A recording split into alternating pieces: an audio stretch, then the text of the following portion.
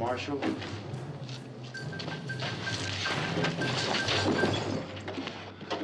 Ever heard of a J.W. Grant?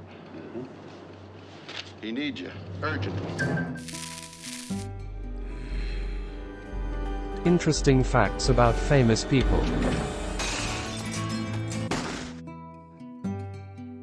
Are these the best supporting roles in westerns? If you're a regular viewer here, you will know I have made several videos on this theme. If you're new, you can find them on my channel. Today we will take a look at 10 of the best. But who was really the best? Let me know what you think in the comments. There was a real skill to these great actors who helped the lead characters do their job. Some went on to be leading characters themselves. For decades, westerns were the king of cinema, giving many opportunities for cranky and cantankerous guys and gals to make a name for themselves. If you enjoy this video, hit the subscribe button to get my new videos. To check out my many other videos, head to my channel.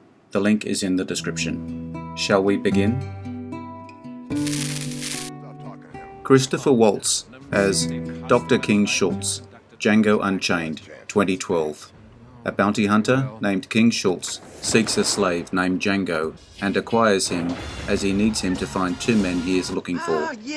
Finding them, Django then wants to find his wife, Broomhilda. They were sold separately by a former owner for attempting to escape. Schultz agrees to help him if he stays with him as his partner. They learn that she was sold to a Mississippi plantation. They can't just go in and demand her release. They devise a plan where the owner will welcome them and they can find a way to release her. Waltz, from playing a Nazi to playing a bounty hunter, who frees slaves in Tarantino's films, a versatile actor. In Django Unchained, he and Django hunt the South's most wanted criminals. This leads them to another character in the film, who will appear later in this list.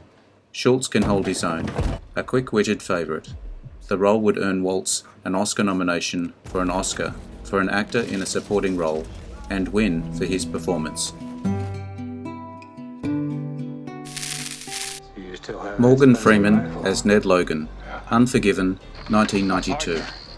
Morgan Freeman's contribution to Unforgiven is a great addition to Morgan's already brilliant filmography. In Unforgiven, you see why the Eastwood and Freeman collaboration works so well. Freeman is Logan in this film, a former outlaw, just trying to live a peaceful life, but gets catapulted back into trouble with his best friend, William Money, Eastwood. The hardest scene to watch is the whipping scene, where the vicious sheriff, Little Bill Dackett, whips Ned brutally as he interrogates him. A tough scene to shoot. Freeman says that it wasn't easy to shoot. Dean Martin as Dude, Rio Bravo, 1959. Martin and John Wayne starred in Rio Bravo together, two huge stars that also feel like opposites. They also appear together in The Sons of Katie Elder. Martin really equips himself well in Rio Bravo. He plays opposite his persona well. Martin plays Dude, the town drunk. Sounds easy when you're not an actor. However, it's actually harder to do than you think. Martin pulls off the performance with humour and likability. Maybe this'll help. Like his co-star, Ricky Nelson. It's not easy to share the screen with John Wayne and stand out. Dean Martin holds his own.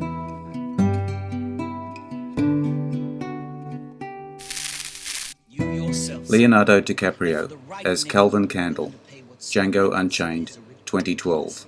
DiCaprio's intensity is clear in Django Unchained, a film released at a time when there were constant questions if Leo could or would win an Oscar.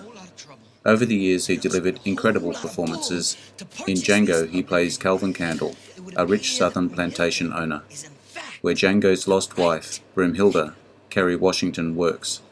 The confrontation between Django and Calvin occurs at the dinner table. DiCaprio was nervous about saying scripted, horrible racial slurs in character to his black co-stars. Samuel L. Jackson famously told him that it was just another Tuesday for him.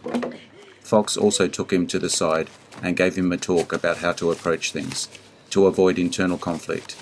Let's just say Leo worked it out.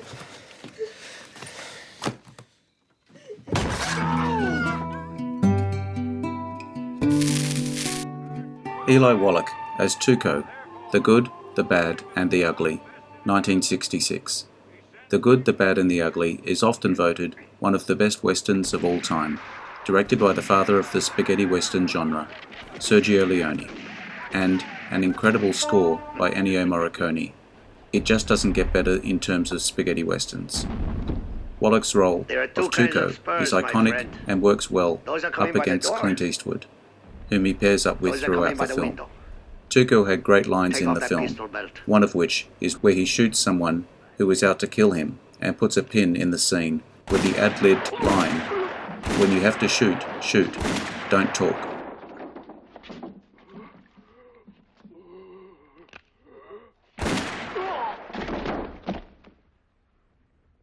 When you have to shoot, shoot, don't talk.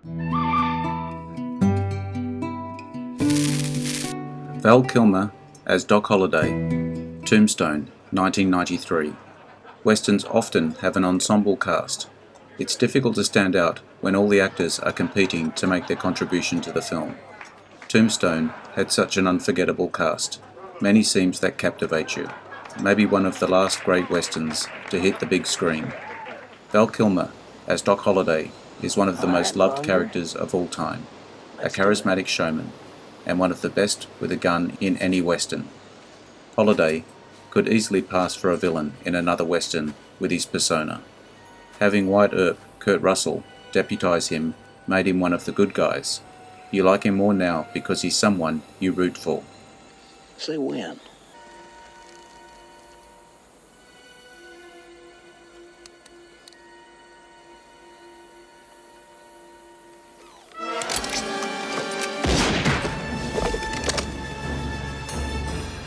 Come on. Come on. Oh, Johnny. Henry Fonda as Frank, Once Upon a Time in the West, 1968. Fonda playing one of the meanest, most evil, child-murdering, menacing characters in the Old West. Fonda was the poster good guy for movie lovers of the time. Seeing him take on such a character is testament to his flexibility and skill as an actor. One of the most respected actors of all time. Sergio Leone had a clear idea of what he was doing, casting him in the role of Frank. Fonda was no stranger to westerns, but not like this. Spaghetti westerns were edgier, with a more violent undertone to them. Not about the American dream, rather about the raw reality and brutality of the western frontier. Fonda's performance is a walking metaphor for that time. I still get a chill in his opening scene, when he and his outlaws murder a family.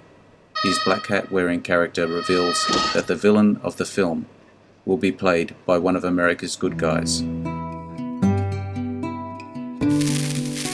Get out of that Lee Marvin, shadow, dude. the man who shot Liberty Valance, 1962.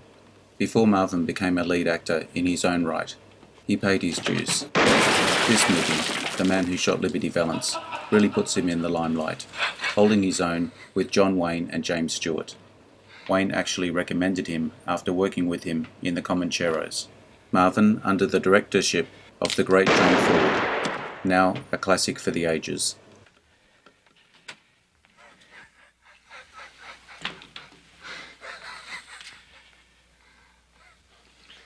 All right, dude. This time, right between the eyes.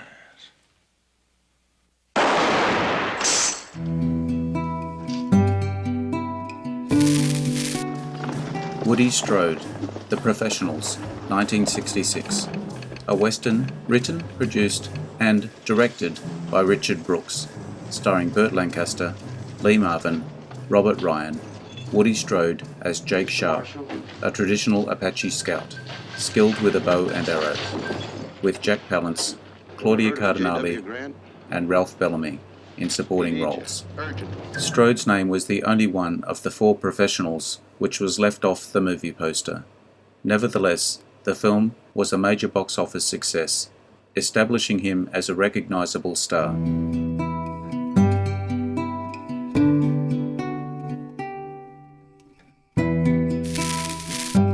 Jack Elam, Rio Lobo, 1970. A western directed and produced by Howard Hawks, starring John Wayne, from a screenplay by Burton Wall and Lee Brackett. The film was shot in Mexico and in Tucson, Arizona. The score was composed by Jerry Goldsmith. It was the third Howard Hawks film varying the idea of a sheriff defending his office against belligerent outlaw elements in the town.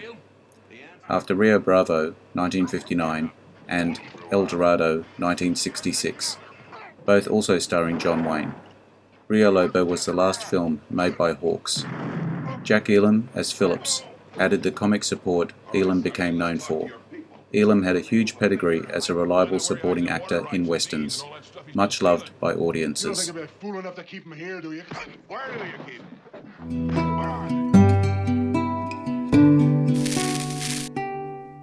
If you liked this video, make sure you hit the subscription button so you will see all my new videos as they come up. Take a look at my channel to see my many other videos. The link is in the description.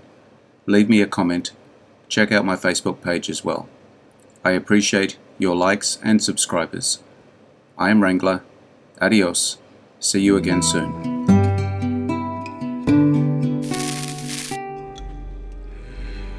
Interesting facts about famous people.